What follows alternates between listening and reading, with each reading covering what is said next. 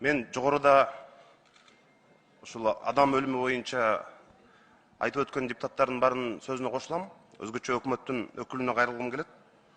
Мына жанагы зордукчул балдардын 2 күн мурда 5 апрелде Чырактай кызды зордук менен, күч менен урдап баратканын бардыгы видеого чыкты.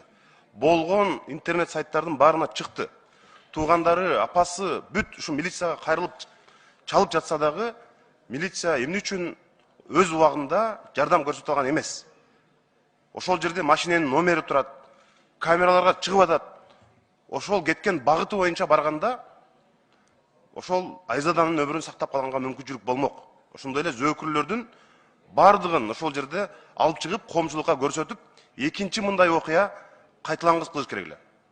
Коопсуз шаар деген бул бир гана биздин жарандарыбыздан жанагы айыппул чогултуп, бюджетти толтура турган бир система эмес. Бул айыппулдан дагы биринчи кезекте биздин жарандардын коопсуздугу болуш керек эле. Урматтуу өкмөттүн өкүлү ошол ички иштер министрлигине кайрылып кетким келет. Кыргызстанда өзгөчө борбордо жашоо абдан кооптуу болуп калды. Мына жер тамдарда, жаңы конуштарда, борбордук көчөлөрдө карасаңар, уурулук кескин күчөп кетти. Интернетке күндө чыгат. Мына бүт ушу кепкачан, маскачан балдар кирип эле камералардан коркпой калышты азыр. Анткени милиция таппай атат да. Күндө уурулук мына. Көп кабаттуу үйлөрдөн дагы ошол бүт болгон нерсенин бардыгын алып чыгып кетип атышат. Милиция ошолорду таап, улам жазалап турганда мындай болмок эмес да. Эгер биз ушундай темп менен кетсек, мына өнүккөн өлкөлөр бүт өздөрүнүн жарандарына элчиликтер кат жазат жакында көрөсүңөр. Кыргызстан бул мыкаачылардын, зордукчулардын өлкөсү. Бул жакта эч ким өзүн кооптуу сезбейт. Бул өлкөгө келбегиле деп жазат көрөсүңөр. Мына ушундай болуп атат да. Ушундай шартта, ушундай уурулук менен, мыкаачылык менен күрөшкөндүн ордуна президент баш болуп, өкмөт мына бүт генералдардын чиндерди таратып отурасыңар. Эгерде ошол бир Чырактай кыздын өлүмүн жергиликтүү чабан телефон чалыптыр. Мына бул жакта өлүп жатат деп. Ошондон милиция барыптыр. Мына генералы көп Кыргызстанда.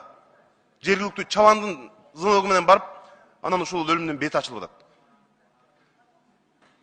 Анан өзгөчө белгилеп кое турган нерсе, мына президент акыркы учурда жүздөгөн адамдарды ырайым берип түрмөдөн чыгарды. Кимдер чыгып атат түрмөдөн? Ошону такташыбыз керек, өздүгүн билишибиз керек. Кантип жүздөгөн адамдарды чыгарып атат түрмөдөн? Ырайым берди, мына буга чейин амнистия болду. 1000ге жакындады, мына жакында эле түрмөдөн чыккан адамдардын саны. Ошолордун бардыгын биз азыркындай кылмыштарга